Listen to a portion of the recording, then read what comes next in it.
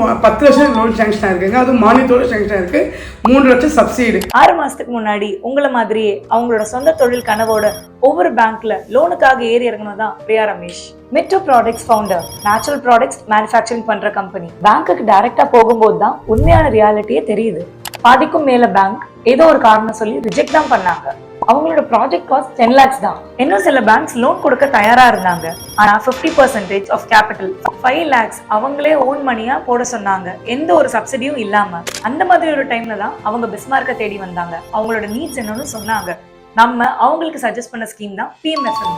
எல்லா கைடன்ஸும் கொடுத்து டாக்குமெண்டேஷன்ஸும் நம்ம முடிச்சு கொடுத்தோம். இப்போ அவங்களுக்கு கிடைச்ச லோன் ப்ராஜெக்ட் காஸ்ட்ல 90%, 9 lakhs. கேபிட்டலா, அதாவது அவங்களோட ஓன் மணியா 1 lakh மட்டும் போட்டா போதும். அதுவும் 35% சப்சிடி 3.5 lakhs கிடைச்சிருக்கு. தொழில் டெவலப் ஆகிற 6 மாசத்துக்கு இஎம்ஐயே கட்ட தேவையில்லை. அவங்களுக்கு அடுத்த 6 மாசம் மொரட்டோரியம் பீரியட். இப்படி நம்ம செய்ய நினைக்கிற ஒவ்வொரு தொழிலுக்கும் அரசாங்க நிதி உதவி மானியத்தோட இருக்கு. அந்த அவேர்னஸ் யாருக்கும் இல்லை. அதுக்காக தான் பிஸ்மார்க் நாங்க இருக்கோம். மேலும் விவரங்களுக்கு பிஸ்மார்க்கை அணுகவும்.